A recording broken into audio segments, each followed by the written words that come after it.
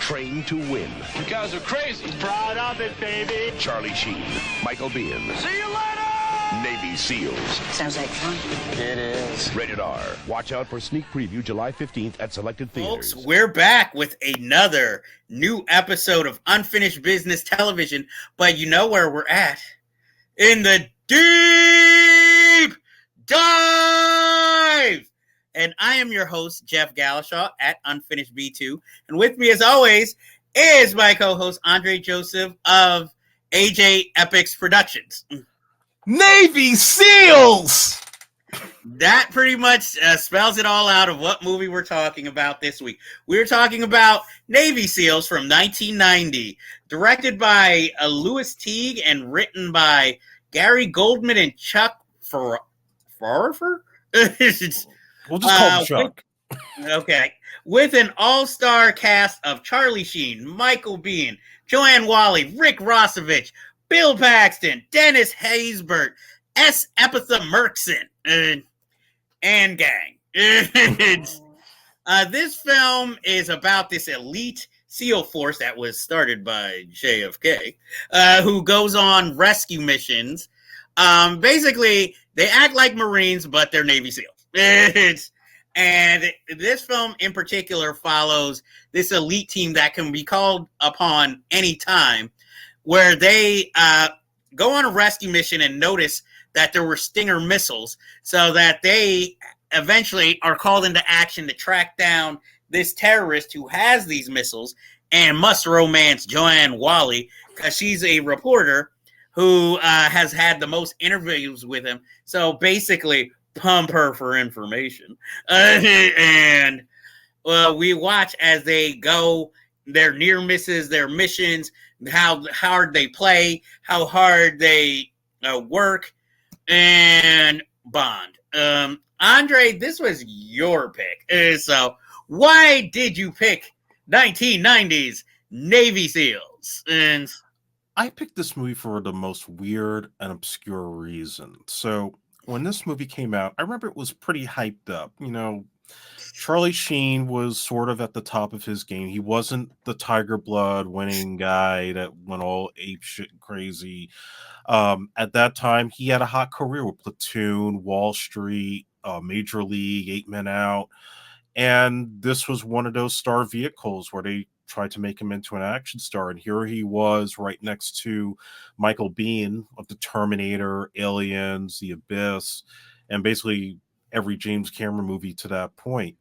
But the reason I knew about this movie and why I wanted to see it so badly as a kid, there was a Game Boy game based on this film. oh, geez. And I remember buying this game and it got stolen by my neighbor and I never got it back.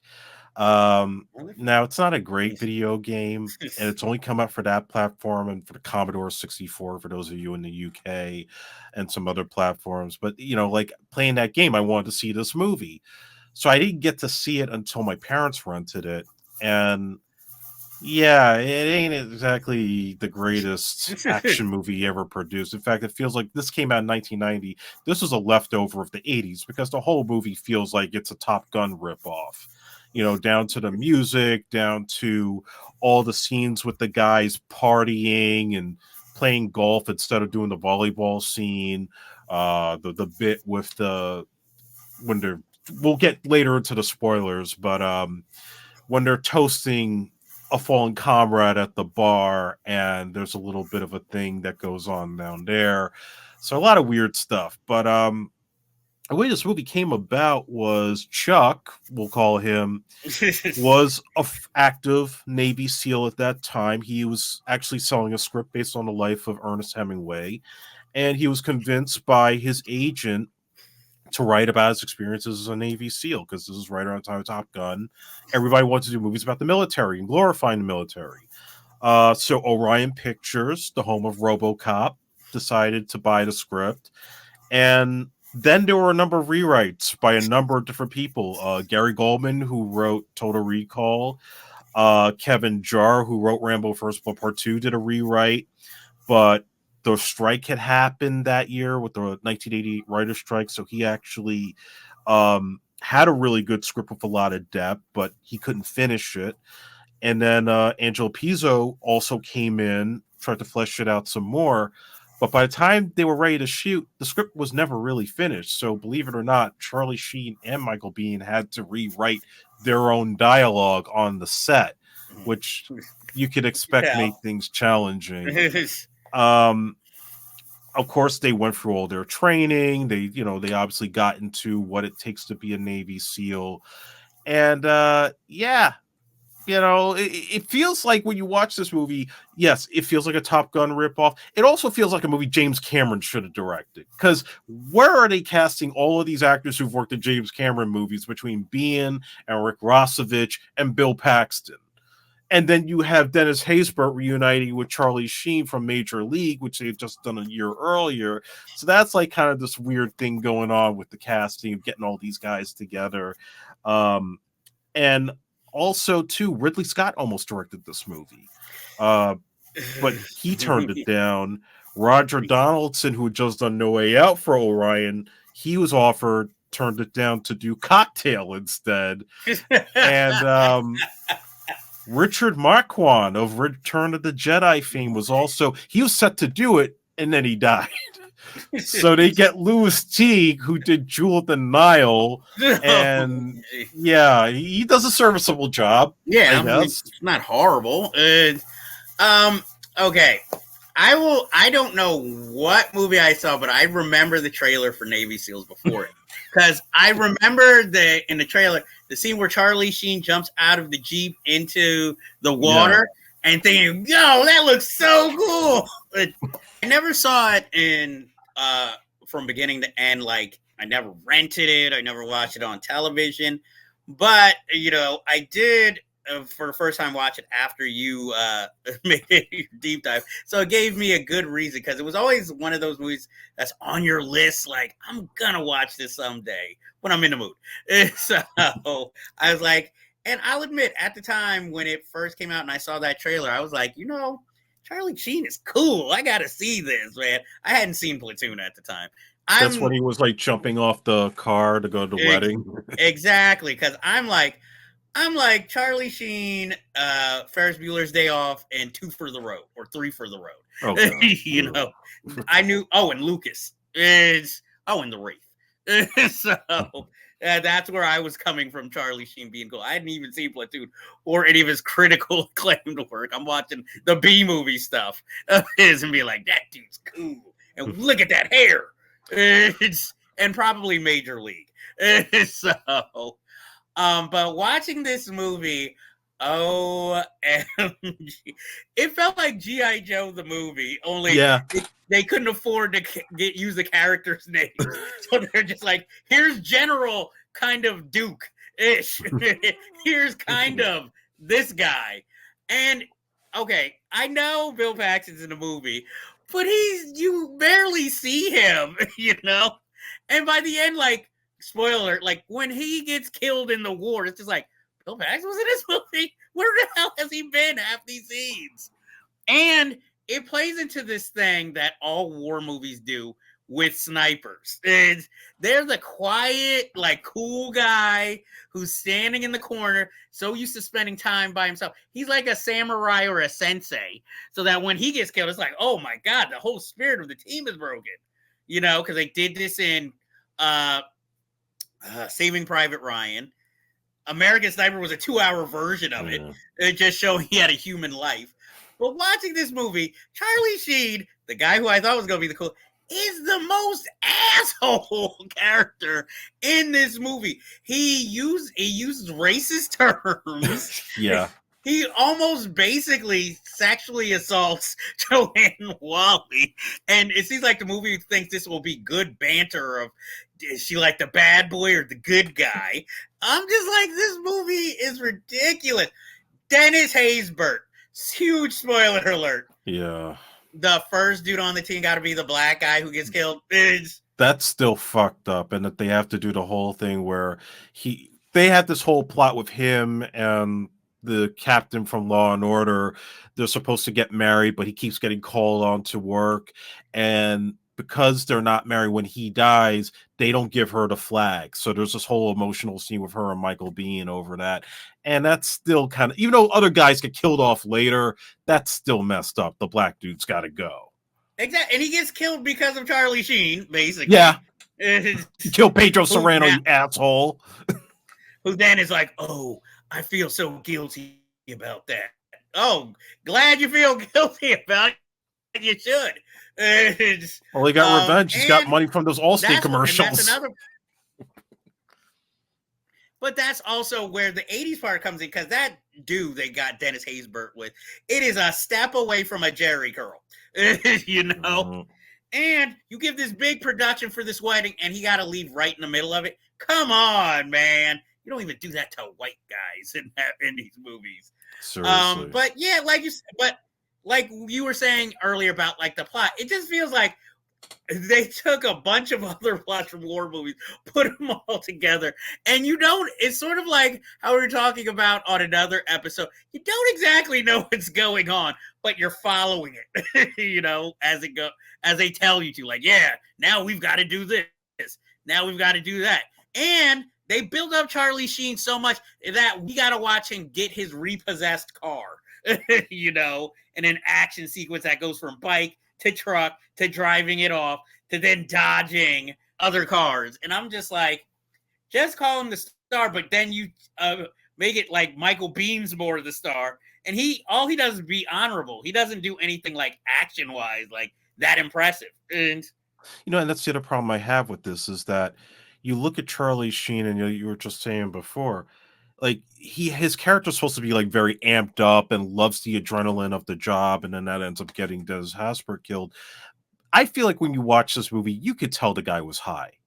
Every scene, like the guy is so amped up on dope that it just adds something to his performance, and not necessarily in a good way. Whereas Michael Biehn, who's more the disciplined stage actor, I've said for years that he may hands down be the greatest action star of the 1980s that nobody ever really writes about. I mean, come on, this guy, Terminator, Aliens, you know, this film, the guy has the look, the attitude. They use his likeness for Solid Snake in the first Metal Gear game on the box cover. That tells you how much of a badass he was. And even for a time, James Cameron even considered him for Spider-Man, which would have been weird, but you know, that's how highly he thought of the man, because the guy had this quiet charisma about himself. And so it's also a little bit messed up that this guy is more the straight man, more the lead. He gets Joanne Wally Kilmer because they have this weird love triangle that doesn't work, but he gets the girl essentially. Mm-hmm. And he's the guy that gets wounded at the end and doesn't do shit. They try to make Charlie Sheen into the hero at the end, which again goes back to the problems of this script not being finished, because there were several drafts, and there was one draft where Charlie Sheen dies trying to save Michael Biehn, and he ends up with Joanne Wally Kilmer instead of him. Then there was one where Michael Biehn dies trying to rescue one of these kids, and still Charlie Sheen gets with the girl. And they even have like there was supposed to be a fight scene between them that got cut out, and they were going to do like a boxing match, you know. And another thing that they took out, so originally, instead of playing golf, they were going to play football, but Bill Paxton went and said, oh, that's too much like the volleyball scene in Top Gun.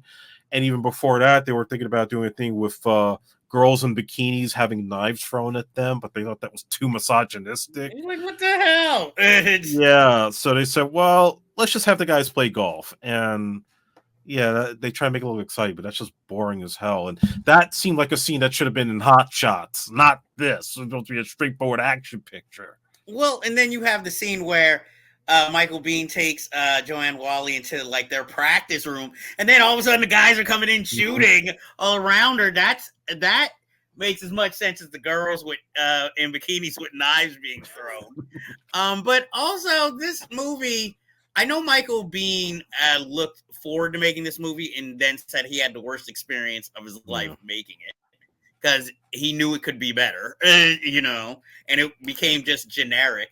But also just watching the movie, like the setup of oh, I feel so bad about my fallen friend Dennis Haysbert. Now let me do you, Joanne Wally. And they just cut the sex scene. You got the Richie You know? Havens music playing. Like this is cartoonish. Exactly. And then the next morning, he's already dressed and ready to go, and she's still laying in bed.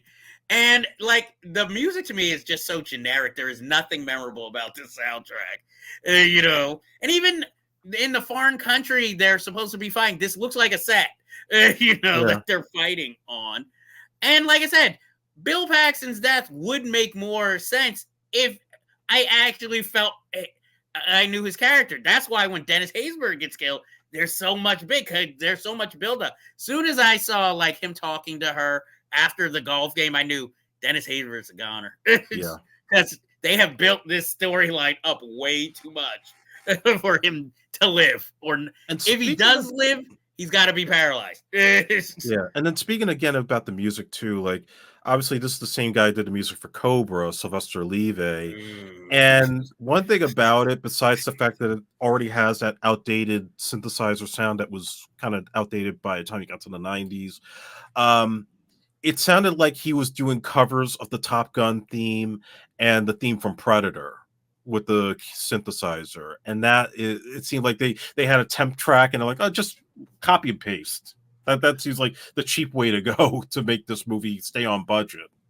Who did the soundtrack for Stingray? The show that was Mike Post. That he should have did the soundtrack. Yeah, this was like this could have been a Stephen J. Cannell production. Exactly. Like I'm even thinking of from the not the French Connection, from To Live and Die in L.A. That type of theme for this. This fits perfectly with that Channel 11 kind of Sunday movie theme, you know, because this just feels very disposable, despite the cast in it, you know, and the names in the cast. I mean, I would have liked it a lot more probably if one of the bigger names had, like, this would have been a great Roger Donaldson movie, but you know, Jewel of the Nile guy. Sorry, Louis Teague. Jewel of the Nile director. It feels like Jewel of the Nile, like that disappointing. Except it doesn't have a special effect of somebody who's supposed to be the prophet dancing in front of bullets. That's the only thing that's missing. You knew that this movie was doomed when you hired a man who made Collision Course with Pat Morita and Jay Leno. Hey, every dog has its day. So, hey, after this, he obviously realized he needed to go into action comedy instead of just action. So that was why. So, yeah, and it's hard to believe this is 90 because if I had not had that memory of seeing it in a trailer, I would have sworn this is 87 movie, not 90.